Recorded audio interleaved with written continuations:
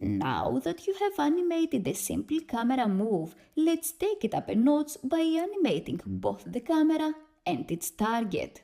This is super helpful when you want to move the camera across a room while still keeping it focused on the key elements of your scene. For this example, we will move the camera from the left side of the room to the right, while maintaining a smooth, intentional focus on the bedroom. As before, we will keep the timeline set to 90 frames, so the animation lasts 3 seconds at 30 fps. If you ever do larger camera moves, just remember to extend the timeline. Set it to 120 or 150 frames to avoid making the motion feel too fast or disorienting. First, we need a new camera. You can either create one from scratch, or to keep things simple, let's just duplicate the existing camera one. Select both the camera and its target by clicking on the line that connects them. Enable the Select and Move tool, hold down Shift and drag to make a copy. When the Clone Options window pops up, be sure to select Copy and not Instance. If you pick Instance, any changes you make to this camera will also change in Camera 1, which we don't want.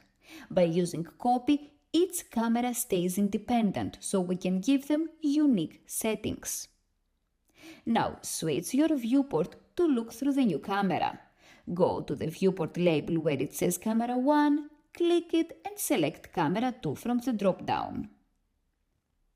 When you duplicate a camera, it copies all the animation data from your original. If you hit play right now, you will see Camera 2 replicates the original motion. To remove this, select Camera 2, go to the timeline and click and drag to create a rectangle around all the keyframes. Press the delete button from your keyboard. Now you've got a clean, static camera ready to animate. Turn on Auto Key, move the time slider to frame 90, then use the Move tool to slide camera 0 smoothly to the right side of the room, and once again turn Auto Key off.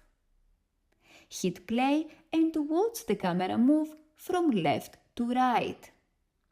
Because the camera covers a long distance just in 3 seconds, the movement may look too quick.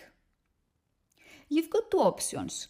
Extend the timeline to slow it down, let's say set it to 120 frames, or adjust the starting position to reduce the distance.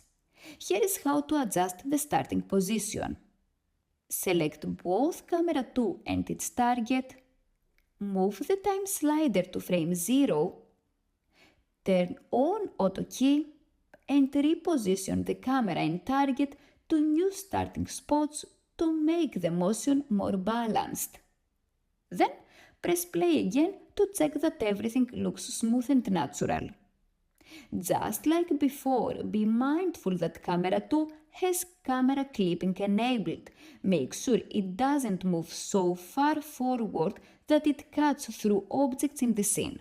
If needed, tweak the near clipping value to keep everything clean and visible.